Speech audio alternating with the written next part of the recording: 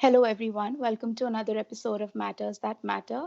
I'm Simran and I'm in conversation with my mentor, Susie Singh.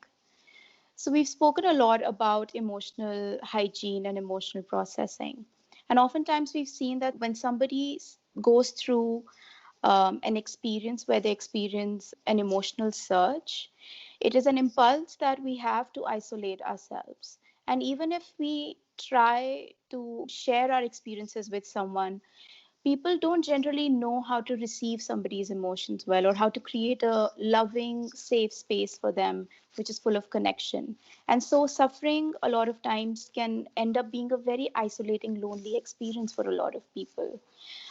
They fear judgment. There are often very unkind labels given to them. There is ostracization that happens, and there is an urge in people to give a lot of advice and rescue and fix people, which can make people feel really unsafe. So today, Susie, I want to ask you, how can we hold a very loving, healing space for somebody in our lives who wants to share something with us or who's going through something? I think when we make this choice to go and support someone, to offer them our listening, to offer them the safe space in which they can pour their worries and heal themselves, it would help us if we examine two metaphors for ourselves. The first one is to ask ourselves, am I ready to be the oasis in their life? When we think of a desert, we think of the terrible sandstorms and the heat of the day and how life tends to just be pulled towards an oasis because it's comforting, because it's nourishing, because it sustains life, it's life-giving. So can we play the role of being an oasis to them for the moments that we wish to spend with them, right? And the second metaphor is, can we be the machan in a jungle? Now, if you're lost in a jungle and if you're terrified of the wildlife over there, but you find a machan and you can climb up on the machan, then at least you feel safe. You also have the advantage of being able to view the environment and you can feel more protected because you can see danger coming and you can safeguard yourself. So if we can be that machan where they can rest safely and they can purview their own inner dangers, then I think these two spaces or the idea of being the machan and the oasis can set the tone for what we are really attempting to do for them.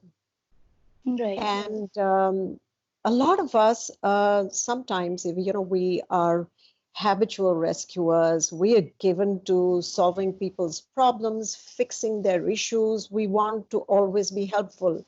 Now, oftentimes we can get into this need to help others when we ourselves are in distress.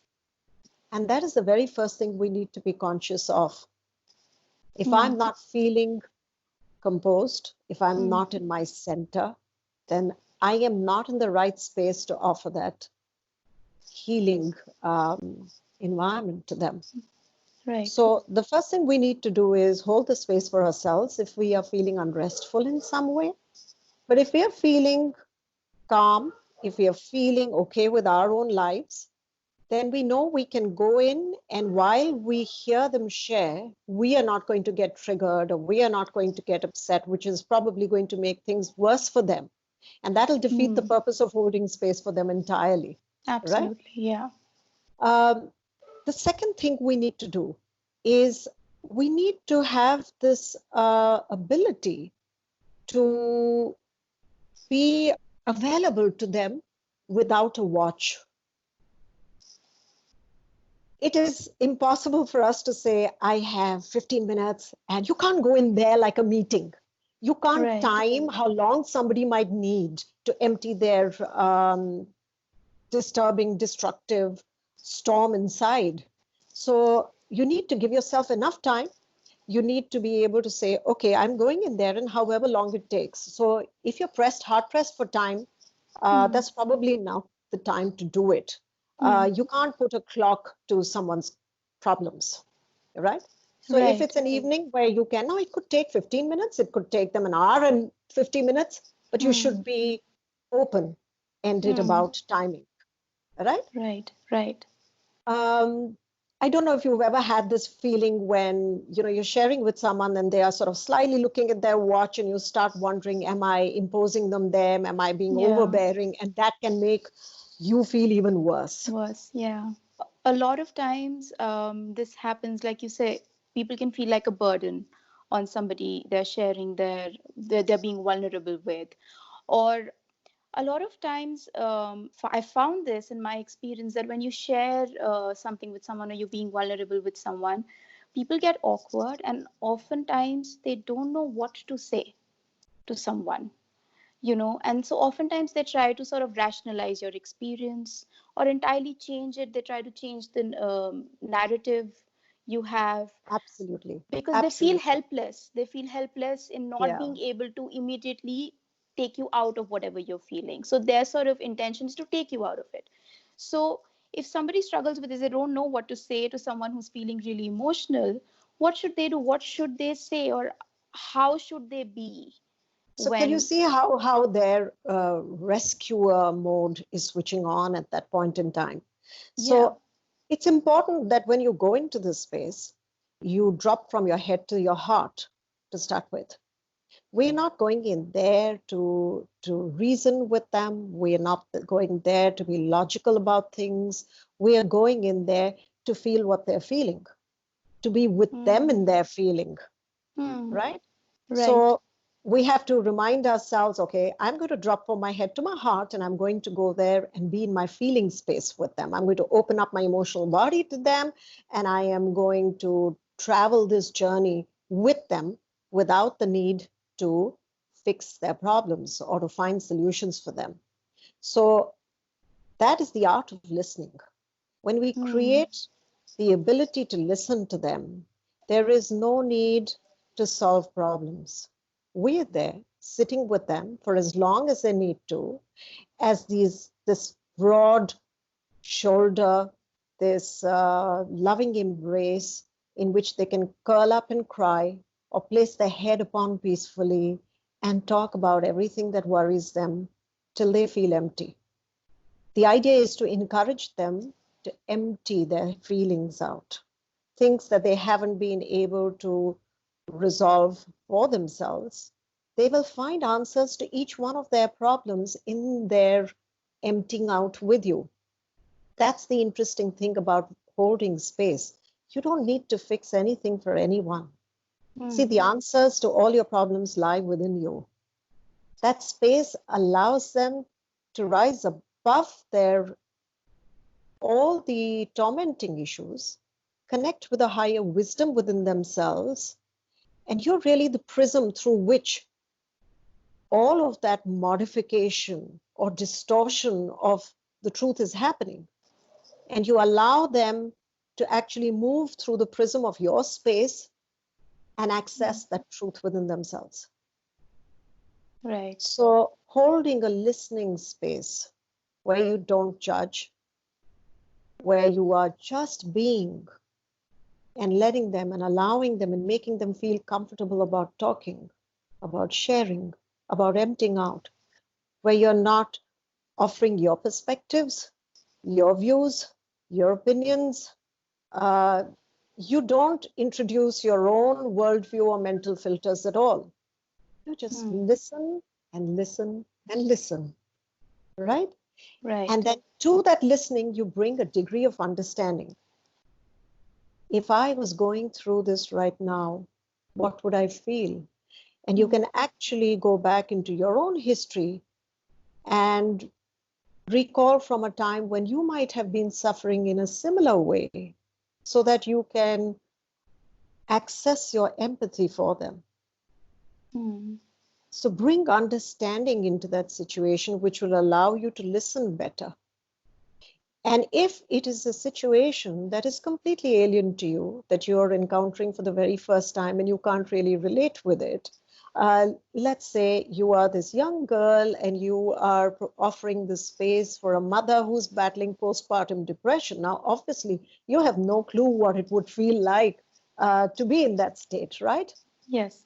But here you can use your power of imagination. There may be books you've read, movies you've seen, and you can use your imagination to actually think about, okay, or you can think about your own life experiences. Once the first time you encountered something that was new, that was difficult, that was frightening, that Mm. you didn't know how to deal with. And maybe Mm. that's what this person is feeling now. And I feel her. So allowing yourself to use imagination when you can't really relate, or when relatability becomes a barrier to your providing that space, right? Right. So compassionate listening and trying to feel somebody else's emotions as your own. And really, I think letting them lead the way, I think, is what you meant when you're offering somebody the safe space I while they empty out. Yeah, I don't think it's about leading at all. It's about, I remember there used to be, when I was a child, there used to be this poster in my room, and it used to say that I complained and complained about God not having been there in my worst days. And, but I found these footprints in the sand besides mine, and I realized those are the Mm. times when God had carried me in his arms. So Mm. it's about walking alongside. Mm. No one is leading. We're Leading, just right. walking alongside. We are like, see, there is an incredible need in humans to be understood. Yeah. We can be going through, let's say we've had a terrible fight with our partner or with a child. Now it's one thing, of course, to want to go back and resolve things with them, but before we do that, we need to feel more complete, right? Mm. And if somebody provides us this safe space in which we can heal ourselves, where we stop reacting, we stop getting triggered, where we can use a higher perspective to view what is occurring within ourselves, then we will actually go back empowered in a better way to go and make peace with the partner or the child, only if we are understood by another person, Right. right? So Mm. when I am hurting inside, or when I'm confused or troubled or tormented, all I am seeking is understanding. And even if one person understands me, it'll be enough for me to access my own inner wisdom. Mm. So that is what it really takes for someone to bring that healing space. As we notice, it's not that we are healing them, we are holding that space simply. Mm. We are not telling them what to do. We are not passing our own opinions. We are not going out and saying, I will solve this problem for you. There is also another interesting situation we might encounter. Sometimes people are so angry with themselves that they want to blame themselves. That Mm. process of self-blaming is very important for them. And often, we might feel the need to reassure them and say, no, it wasn't your fault. You didn't do anything wrong. It's okay. Don't blame yourself. And that can make them very angry, Mm. right? Yes. So even if we feel that someone is blaming themselves, all we need to do is to say, I understand. And at best, ask them a question that helps them witness what they are doing and say, I understand this, but what are you blaming yourself for? Mm. Why? Right. And then that leads them into a further and deeper inquiry and helps them see that, okay, is this really true? Mm. Am I really at fault here? Or am I in some way using self-blame to penalize myself, to punish myself, etc.? So the idea is, if we stop them, if we intercept while they are yet to go through that process of understanding, they could get Mm. angry at you and say, but you never understand and you don't understand. And suddenly that space does not exist for them anymore. Mm. So Right. we have to understand that we have to leave our minds outside that space when we enter in. When we step into that sacred circle of holding space, we only carry feeling. We only reach out to them, hold their hands, and say, I am here. And whatever it is you're going through, I understand.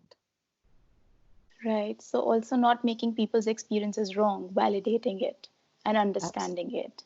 Okay, Yes. thank you so much, Susie. I hope this was helpful for people because this is, I feel, something very common. And I hope people are able to now learn from this and hold a loving space for people in their lives. Thank you so much for watching, and we will see you soon.